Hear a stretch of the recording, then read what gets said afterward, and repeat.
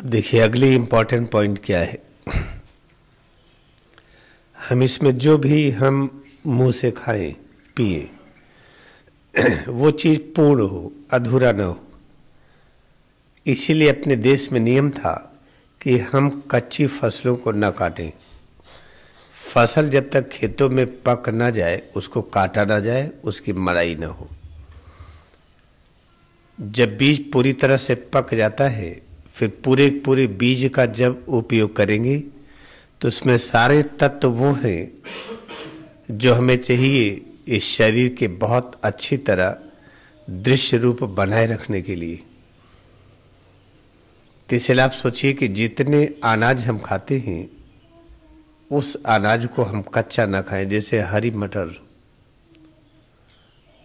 मटर को बोइए तो पेड़ नहीं निकलेगा, लेकिन मटर जब पक जाती है खेत में पीले रंग की हो जाती है फिर उसको आप बोए तो उससे पेड़ निकलेगा, तो पूर्ण रूप में हो गया।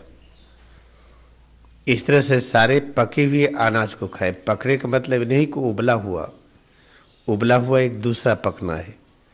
पकने का मतलब कि उस अनाज का पूर्ण रूप प्रकट हो जाए और उसका पूरा का पूरा अंश लीजिए, छिलका हटाइए मत। जैसे हरा चना, ये रिवाज है कि हम देहातों में या जहाँ जिसके पास खेती है उसको उखाड़ लाते हैं और ऐसे हरा भून देते हैं, उसको होरहा कहते हैं, उसको खाते हैं। नहीं खाना चाहिए। जब चना पक जाए खेत में और पकने के बाद जब सूखने लगे फिर उसकी आप हार्वेस्टिंग करिए, मड़ाई करिए, फिर उस चने को बोइए तो पेड़ निकल आएगा। लेकिन हरे चने को बोने से पेड़ नहीं निकलेगा। इस तरह से जितने अनाज हम खाएं वो पूरा छिलका सहित खाएं तो उसमें सारा वो तत्व मिलेगा जिससे जो नई कोशिकाएं बन रही है मजबूत होंगी।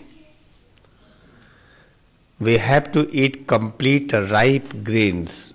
We should not harvest the unripe crop. For example, green peas. Green peas is one example. Or take any grains. If grains are fully ripe, you sow the grains in the ground. If you get a tree out of that grain, it means that grain is in ripe condition.